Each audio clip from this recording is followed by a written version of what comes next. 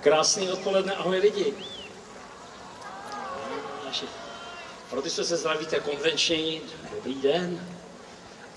Já když mi řekli, že chtějí na Lochotině chcít medvědy, tak jsem si myslel, že Vašek je v nějakým dalším chátrání, jakože se mu hnulo v hlavě. Ale jsem si nedovedl představit, jak to tady budeme dělat, ale vypadá to, že se to dá i ozvučit. Byl jsem požádán, abych na začátek zahrál několik dětských písní, jejich jsem k těm Václavovu večerníčku autorem. No tak říkal jsem si, že to udělám tak, že děcka tu jsou, milé děti. Co to leze ze křoví? No tak hoden, kdo to ví? Co jsou lidi zlatýci, koule chlupatý, kdo pak aspoň napoví? Možná, že to dovedu, čenich mají od medu, koží těsn tlapy, pracha kvůle chlapy, to je parta medvědů. Brum, brum, brum, o čem se zdá medvědům? Hlavu zadek houskovej do brdlohu, brum, brum, brum, brum, brum, brum.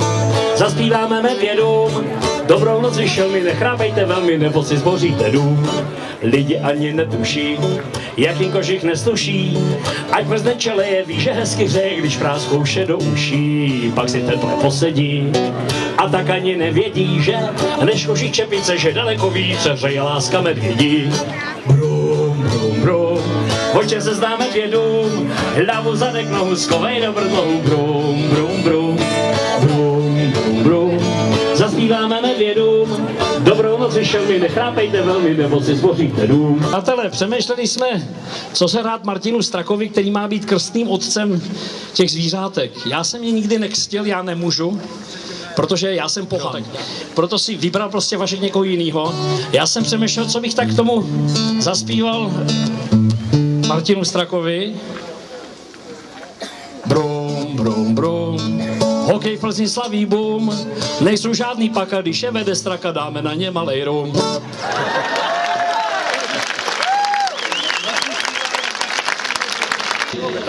Úvod dnešního příjemného odpoledne v Plzeňské zoologické a botanické zahradě Jarda Samsonlenk a jeho krásné přání Martinu Strakovi. Dámy a pánové, proč jsme tady, to všichni moc dobře víme. Za malý okamžik tady budeme křtít takové dvě chlupaté, krásné, roztomilé koule, kterým je 3 měsíce a pár dní. A proto, abychom tyhle dvě kouličky mohli slavnostně oficiálně pokřtít, tady máme samozřejmě k tomu náležité hosty. Jako prvního bych chtěl přivítat a pozvat sem ředitele Plzeňské zoologické a botanické zahrady, pana Jiřího Trávníčka. Čerstvý mistr republiky, vítěz extraligy, kapitán a majitel hokejového týmu HC Škoda Plzeň, Martin Straka a jeho starší dcera Agáta.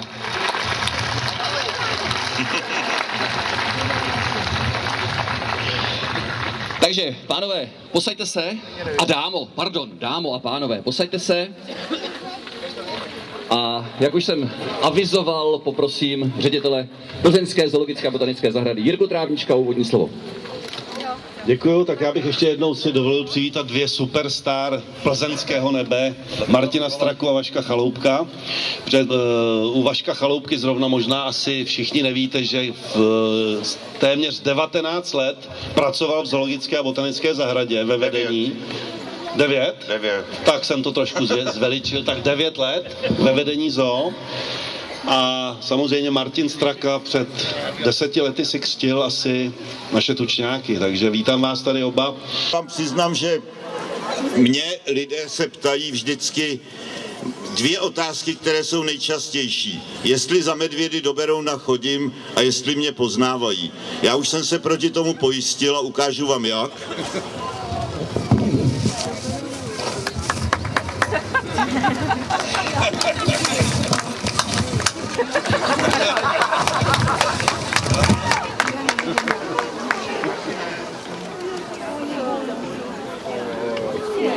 Takže Václav Chaloupek už si jde pro své chlupaté koule ale já bych ještě přece jenom využil příležitost, že je tady Martin Straka. Martine, ty jsi prožil teď asi velmi hektických zhruba 10 dní od té slavné neděle.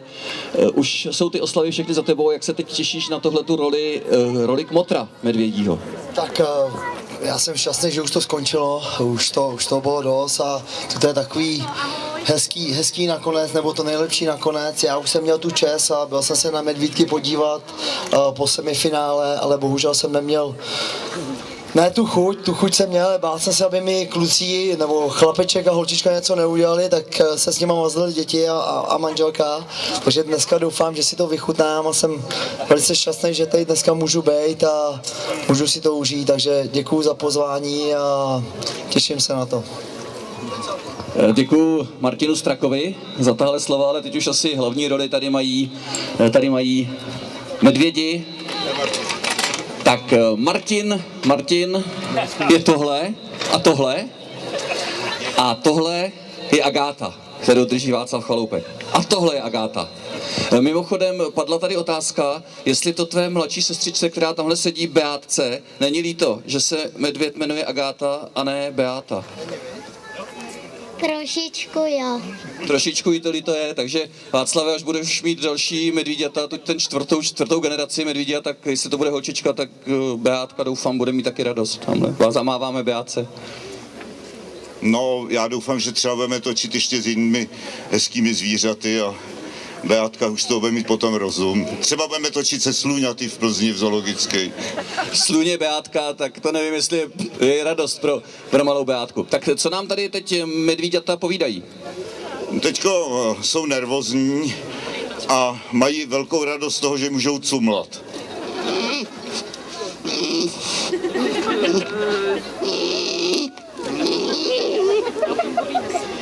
Tak medvíďata bych chtěla cumlat. Říkal už si, že se narodila 13. ledna, takže 13. května jim budou 4 měsíce. Je to 3. generace, kterou Václav Chaloupek vychovává. Odkud pocházejí tyhle medvědi a co se s nimi bude dít? Pochází od jednoho chovatele, já si to jenom vyměním tady Počkej, vydrž. Počkej, vem si jí. Pojďme ho. On se uklidní u mě. Tak u Václava se uklidní a tamhle ten utíká mezi děti. To je Agátka. Agátka utíká mezi děti. No, ona je to pro ně trošku takový nepřirozen prostředí, ale můžu vám říct, že když jsme venku v lese, tak šlapou bezvadně. Točí se s něma úžasně a mám z nich radost, chovají se pěkně. Takže. Chovají se pěkně, kolik to váží, tohleto Martin? Já nevím, já si myslím, že teď bude mít... Když jsem naposledy vážil, tak měl necelých 12 kilo, takže dejme tomu možná 14. 14 kilo, Martine, to je trošku méně, než máš ty. Asi o 60 kilo. Tak, Agátko, kolik vážíš ty? 22. 22 nebo 23, tak to za chviličku budou mít stejně. Tadyhle ta tvoje Agátka. Tak čím to krmíš, jak se o to staráš, jaký je denní režim těch zvířátek?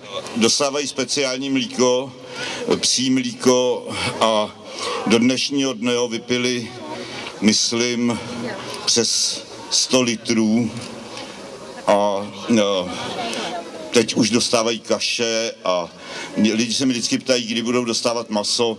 Tak kdy budou dostávat maso? Maso nebudou dostávat. Medvědi se nikdy nekrmí masem. S Martinem v náručí. Tak to jsem sám zvědavý. Martin umí lecos, umí rozhodnout 7. finále extraligy a zdá se, že umí i tohle. Prý to není tak těžké. No a Agátka krmí Agátku, Martin krmí Martina. Martin je prý druhou rukou, aby to šlo lepší fotografovat, tak. Je vidět, že Martin umí oběma rukama. Agátka si drží sama.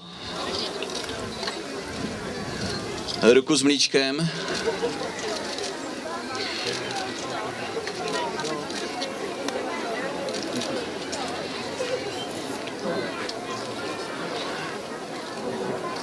Tak takhle obědvají 3měsíční medvíďata.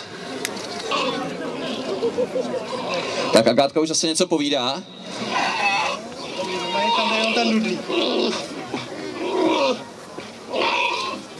Nechce.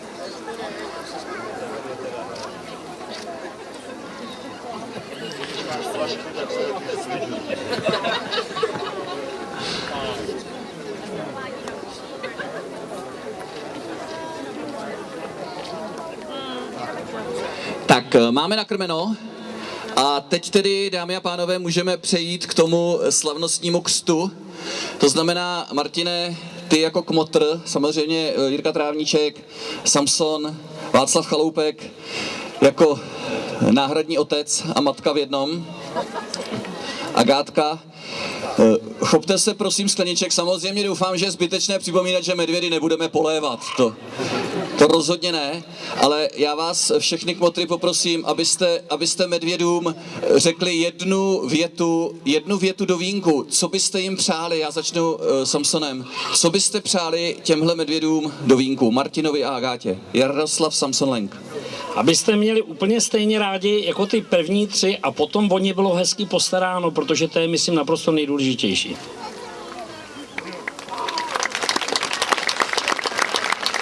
Ředitel Zoologické a botanické zahrady města Plzně Jiří Trávníček. Já bych přál medvíďatům, aby až dospějou, skončili v zoologické zahradě v Plzni. Protože máme medvědinec na 7 medvědů, krásný 2hektarový les. Máme tam teď 4 medvědy, takže by se tam docela vešly, ale mám dojem, že Vašíku, kde skončí tyto medvíďata? No, měli by skončit na hradě Točník, kde pro ně staví velký výběh, respektive chtějí stavět, ale nevím, jestli to stačí. No, když to nestačí, já docela zaplesám a medvíďata, slavný superstar, skončí jako Honzík s Eliškou v naší krásný zoo. Tak, děkuju. Teď přejdu k Václavu Chaloupkovi, takže Václave, co by si svým dětem popřál jednou větou do života? No, já bych jim přál, aby, přestože budou v zajetí, aby nepoznali, že nemají kolem sebe otevřený prostor. Tak to je krásné přání. No a jako poslední jsou ti, od nichž medvědi získali jméno. Martin a Agáta. Tak já asi, aby byli zdraví, že jo, je to jako u nás u lidí, bez toho to nejde, takže aby byli fit, aby se jim tady líbilo a aby byli spokojení. Děkuju. No a my si tedy můžeme symbolicky připít a ťuknout na zdraví Martina a Agáty. Tak Strakovi, vaše zdraví.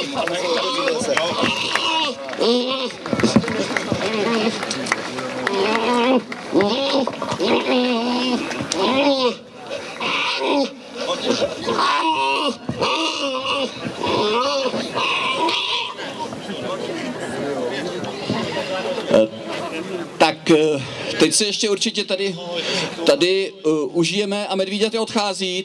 Přeji zdraví i vám. Užijte si 1. máje, pokud jste ještě nesplnili povinnost políbit pod rozkvetlým stromem svoji partnerku. Máte na to ještě několik pár hodin. Tak já to si tady budu pevně v ruky, prosím vás. Takhle tady. Pojďte předem, opravdu jinak nejde. Umačkáte se tady. Tady čekají, tak jak jste říkali vepředu, tak tady se nemusíme. Takhle pojďte předem. Předem tady. Nejen kvůli tomu, že profesionál dobře hraje hokej, ale především kvůli tomu, jak se chová. Že to byl hlavní důvod a já jsem věděl, že to bude Martin předtím, než jsem to dítěta narodil. Jo, to... Já.